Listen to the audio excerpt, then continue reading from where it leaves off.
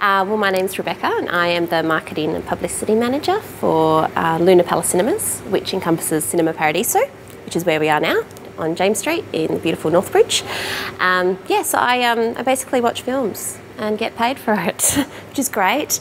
And then obviously just publicise them and all that kind of stuff. So yeah, very good job. Paradiso is where we hold all our foreign film festivals. We are the home of all independent, foreign and art house films. So each year we hold, let's see, what I've got coming up is the French Film Festival, and that is like the big major one. It runs for 19 days. We screen 46 films, and these are all films that have been released over the past 18 months in France. Then following that is the German Film Festival, which is a smaller one. It runs over 4 days. And then we've got the Russian, the Italian, the Brazilian, which is a new one, and the Mexican. So lots of festivals. Actually, in between there as well, we've got the Human Rights Arts and Film Festival as well.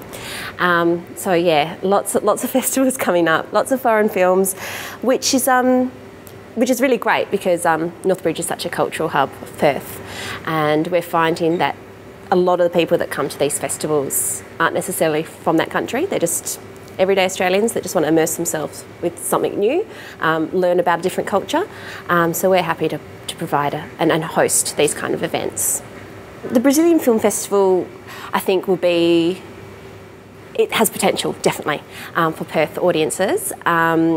We were actually approached by the organisers of the festival last year about hosting the event, and they've actually come back and we are happy to host that in November. It's going to be their first year in Perth, but they have been running in Sydney and Melbourne for 2 years. So like with all festivals, it actually took someone from their community that saw it get up and running in the eastern states to kind of bring it over here. I think it's going to be one that it's really going to be interesting because I haven't really seen a lot of Brazilian cinema. They don't really get a lot of play on places like SBS, which plays a lot of world movies, and you don't really read much about them on a national kind of scale. I think it's going to be really interesting to see what they come up with. From what I've read, and this is just like really early stages of their programming, their films are quite real, hard-hitting, gritty kind of stuff. Not so much the romantic comedies that you see coming out of France. And I think actually the Perth audiences will really warm to it. For example, our Mexican Film Festival, we opened that in 2009 with an audience of 60 people for opening night, and then compare that to 2010 where we had over 250. So I think people just, obviously good word of mouth, a good support team behind it will help, and just the fact that our customers are already accustomed to trying new things, and that's why they're so loyal to us, because we will give them new things to try. The Mexican one, in my opinion, worked here because we actually have a girl that moved over here from the East Coast, who, when she was moving here, said to the festival director, "I'm bringing the festival with me." And I think he kind of just thought, yeah, whatever, but she did. She has campaigned everyone and gotten funding. She's approached the City of Perth. She's approached, Friends of Mexico, all different kinds of associations, to really get the word out and get the money that's needed to bring it across. And I know it is a labour of love for a lot of these. I don't think for a festival, definitely for her, she's become a good friend of mine. She was putting some of her own money into it, and because she felt it was important for the local community to see what Mexico has to offer. Because for a while it was getting just a bad rep, about, all the focus was on other stuff coming out of Mexico, and they've actually got really fantastic films. So she took it upon herself to kind of bring it over and get people aware. And it's her baby, it's a labour of love, and she kind of understands that she's really not going to make money out of it for a few more years until it's a bit more established. The Italian, which is in its 10th year, now we're starting to see actual really huge box office reports, and it's generating a lot of money. And then of course when it gets to that stage, sponsors will just put their hand up to give you free alcohol and give you a big part of it. So yeah, that always helps as well. I think that the French is France is actually a really interesting country because they are the only country that I believe it's something like 10 or 12% of their box office takings is automatically put back into film production. So this means, and no other country does that, so this means that up-and-coming filmmakers, student filmmakers, they have that as a source of their funding. They're very proactive in the self-funding thing and actually getting people to produce more films to come out of France. They hold a press junket every year in November, where they actually fly in journalists from all across the world and have like a 2-week festival to showcase all their products for the year. No other country really does that. So that's really something that proactive that they do. And they tend to produce a lot of light-hearted kind of romantic comedies, tear-jerkers as well. They're a lot more focused on, you know, they love their established kind of directors and stuff like that.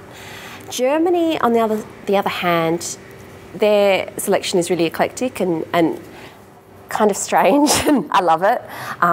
Everything from just weird vampire films to they did a fantastic film last year in the festival called The White Ribbon, which actually was nominated for Best Foreign Film for an Oscar. But they're very much, it's a 4-day festival. They come in, the audience is really interesting to watch. They come in, they get their popcorn, they get their ticket, they watch the film and then they leave. Whereas the French and the Italian will kind of sit with a glass of, you know, wine after the film and dissect it and analyse it and talk about it, and it's just a really, really weird contrast. Mexico's producing a lot of documentaries. Brazilian we're yet to see, so that will be exciting. The Russian is really all about, their opening night party is for me my favourite. I do love vodka and they love vodka too, so it's a match made in heaven. They're really just, they're party orientated, I think, very boisterous, whereas the French are a bit more subdued and kind of classy. It's yeah, it's really interesting to see, and just the opening night parties. I do encourage people, if you can, to come along to these different opening nights, just to see how they party, just to see how they do it, how they celebrate. The Mexican is just like this huge fiesta, and everyone's dancing and singing along and stuff. Whereas the Italian, it's a bit more, you know, just kind of behind the scenes, like music, and so people can lounge and talk and. Kind of the place to be seen. So it's really interesting the way they do it. Well, the French, what I love about the program this year is they've divided it up into 8 sections, one of which is called Women Behind the Lens. So this means that all the films that they've put in that section have either been written, directed or produced by a woman, which is just, I think, really interesting way to do it. One of my favourites from that section is a comedy called The Clink of Ice. It's just a really nice feel-good kind of film. They've also produced a lot of great documentaries, so that's in their Beyond Fiction section. One about Yves Saint Laurent, which looks just fantastic. Some others about let's see, The Roundup, which is kind of along the lines of Sarah's Key, which looks at the history between France and Germany during the war. Also, they've got a fantastic film called On Tour that we're really looking forward to. And this one is about a guy that actually goes on tour with a burlesque troupe and kind of sees what goes on behind the scenes and on the tour bus. And it's kind of done in that really fantastic, you know, French burlesque. It's a little bit cheeky, that kind of thing. And it's, yeah, it looks to be, already from our ticket sales, it's going to be a crowd pleaser. The opening night film, I would say, is my favourite of them all. This one's called Trophy Wife. And it's done in this really, it's deliberate. It's really camp and retro and like frothy, over the top. And it's about a woman who is a trophy wife and has just been a very dutiful stay-at-home mother. And when her husband is arrested, she actually has to step up and run their umbrella making factory. And she becomes this like fantastic leader. And I just love it. This lady who is just so pampered and precious, and she ends up running this empire. It's great. And just the way it's done, and I think it's a really good selection for an opening night film. I always think that a comedy does make the opening night party a little bit easier and better because people are in a good mood, they're jovial. We had a festival once that opened with a really dramatic film, and everyone was just a bit somber afterwards. It took a few drinks to loosen up and be like, no, this is a party. So I think the selection of the opening night film kind of sets the tone for the festival. And if this film's anything to go by, it's just going to be really fun. So the French Film Festival opens on March 23 with a screening of Trophy Wife here at Cinema Paradiso, and then the after party at the bakery. It runs until April 10th, so we're screening 46 films over those 19 days. For all sessions program, you can just visit us on www.lunapalace.com.au, or you can come into Cinema Paradiso. We're just on James Street and pick up a program.